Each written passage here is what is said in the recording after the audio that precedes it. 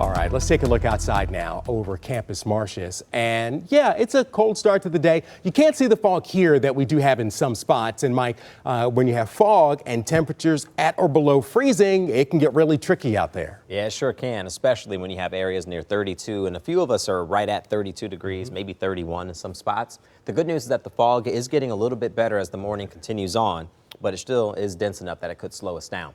Let me show you what's happening as far as, or I should say, let me show you what's happened with the month of January. We had that very cold stretch that came through where we had the Arctic air. We were below freezing for 8 days straight, 8 days in a row.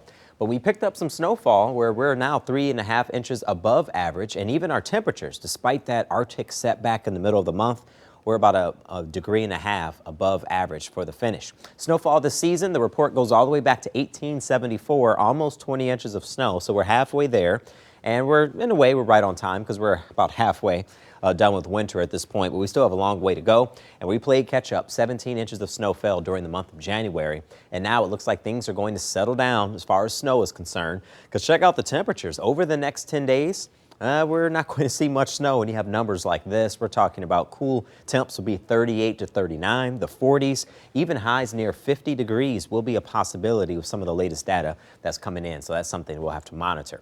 Visibility is getting better, but still bad in some spots like Howell as well as Pontiac, even Lapeer at 3-mile visibility, Port Huron at 7, and Mount Clemens at 10-mile visibility. Temps near 32 in some spots from Lapeer to Pontiac, a little bit better in Detroit, not the case in Ann Arbor or even Howell, and because of that, that's why some slick spots will be a possibility. And even when you put the fog aside, the roads are still wet, so we can still have some issues. As far as what's happening to the west, absolutely nothing, and that's why you'll notice in the 7-day forecast, it's going to stay pretty quiet. So for today, we'll have fog around in the morning, a milder day compared to yesterday with the clouds still out there. Highs up near 40 degrees. Most of us will finish around 38 to 39, but then we'll go for a 43 on Thursday. More clouds will be out there, and we'll have a slight chance of seeing some rain. I'm thinking that same boundary is going to cool us back down to 38 on Friday, but I think the main highlight is literal. For the weekend, we're expecting to get more sunshine, highs into the mid-40s on Sunday, and staying into the 40s to start next week.